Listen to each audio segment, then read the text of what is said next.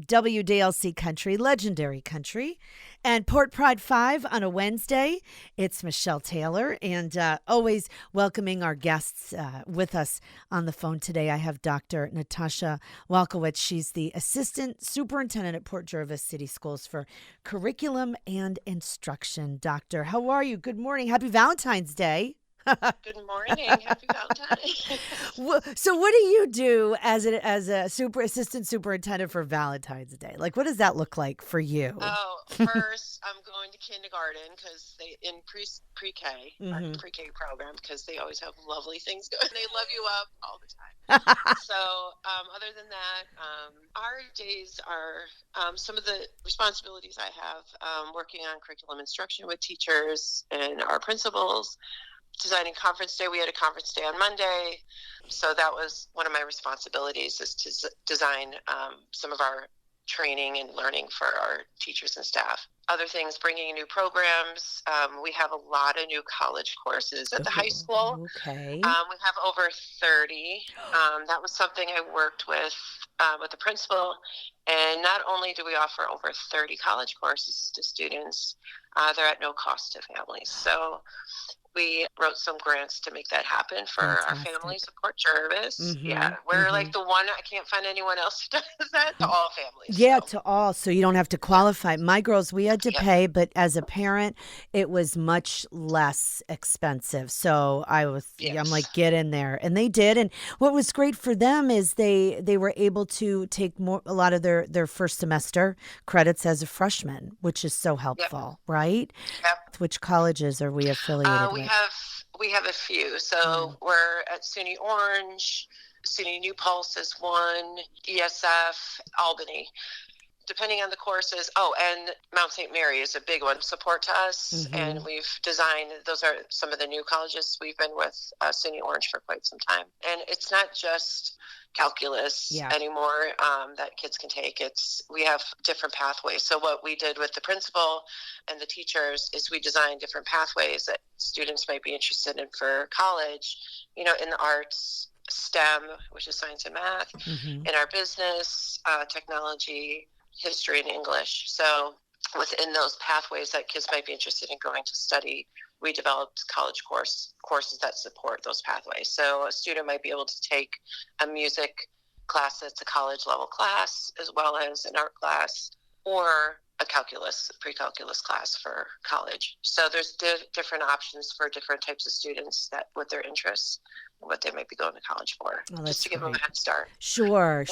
And then, because everybody says, I don't know what I'm going to do. I'm 18. Well, at least you get those under your belt and you get a feel for it and the commitment, because once you walk out those doors, those seniors, it's big. It's a different world. They may be all excited and graduation and, this pomp and circumstance, but once that September or August date hits, it's big deal. Just exposure. We take them on college visits just to get to see campuses. So if that's the direction they might want to go, they can sign up just to see a college campus and to talk with the staff, the faculty and staff there, to see what it's like. And most of these colleges are close to home, so they might want to it's not a hard lift to at least get there. Right. They can have an option of living at home and commuting, or living on campus. Or live on campus. Sure. Yeah. So looking ahead, because you do say that, you're planning programs, is there anything for the new school year that you're working on that you could tell us that's not top secret? Yes. So this year, the last couple of years, we worked on offering the Seal by Literacy. So when I came in, I worked with a team of our world language teachers to write the Seal by Literacy grant. It was something we had to write to the state to be able to offer our students. And we were awarded that Seal by Literacy to be able to give it at graduation to kids who qualify. This year, we're giving out the Seal of Civic Readiness to students who qualify. So we did have to write another application to the state for that. So it just gives kids an extra something on their resume when they're walking out of the school. And the Seal by Literacy is a national recognized seal and also goes international. Oh, wow. So not just national. Just have that as a proclamation to some of the work they do in high school. Some of the things we're doing for curriculum, Some parents might see some of our Wilson foundations in our primary grades. And word study, that's added to our ELA curriculum. So that's new. We're completely rolled out this year, and that's K through 12. And that just adds to, I don't know if people may have heard the science of reading floating around. That was an add-on to our existing English curriculum to add some of the phonics and word study component that was missing. So that's new this year. We're full blown. We did a lot of training in the last couple of years to be able to get to where we are. And then this year we have a soft rollout on Project Lead the Way. That is the hands-on science technology, and it does go into the medical sciences. So it's a hands-on program where our teachers in K through 5 are working on right now. So they're doing a soft rollout this year, trying out a couple of the modules, and we'll be rolling them out in full next year. And that is part of our science and technology integration program. All of it. Yes, it's all hands-on. Yeah. Teachers are loving it. It's a lot of work on our teachers' I know. side to prepare for it. So that was part of our conference day on Monday.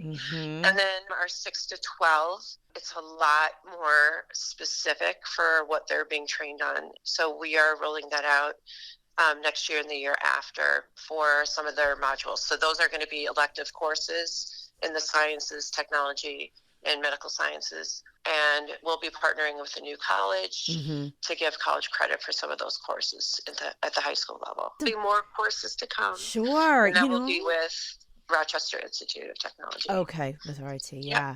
You just don't know. I mean, from the outside looking in, you're like, they get on the bus, they walk to school, they get in, they come home. There's so much happening behind the scenes. There is. Wow, overwhelmingly and so. our teachers are amazing. Of course. We say, hey, we have this big idea.